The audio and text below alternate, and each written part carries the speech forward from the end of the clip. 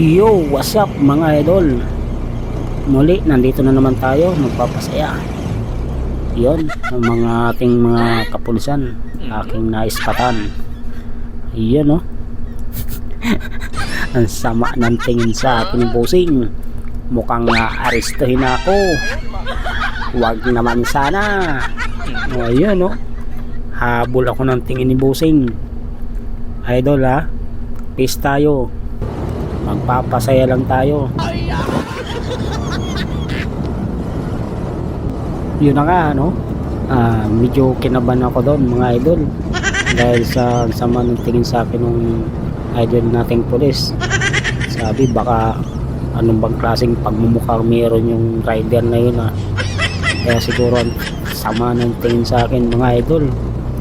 Malayo na ako, nakatitig pa rin. Sabi ano bang merong mukha yan?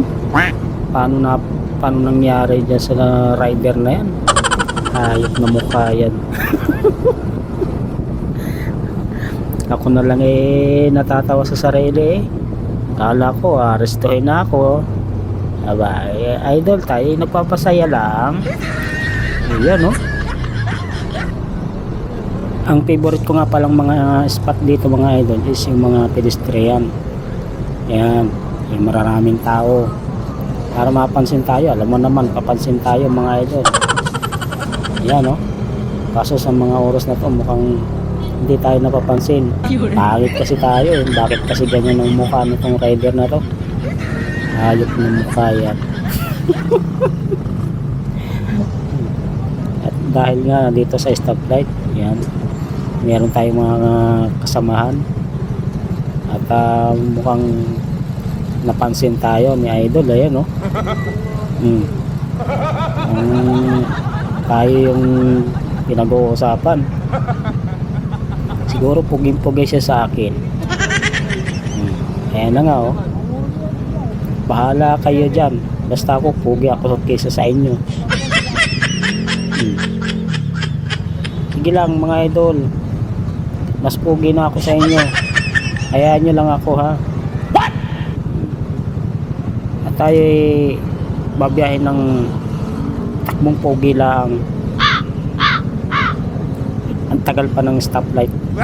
Ano ba yan? Ako'y taing-taing na kanina pa. Grabing pagmumukha yan mga idol, no? Jesus!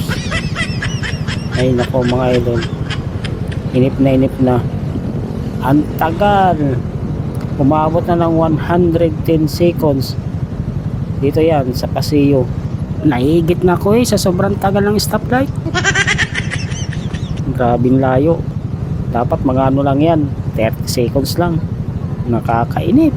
By the way, okay lang yan kasi meron naman tayo nakakasabay ng mga pogi tulad ko. Ayan, nakikita nyo naman, no? So, swabing ang uso. Tara na, nag-go na.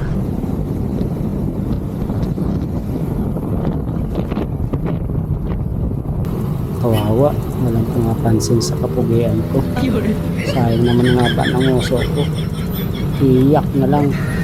Ay nako, bahala kayo dyan. Hindi nyo makikita ang kapugian ko. Hindi nyo ako papansin. Sus, grabe ng mukha yan. Hayop ka talaga. Ang ganda mong lalaki. Huwag kang kukulog, mainit ang panahon.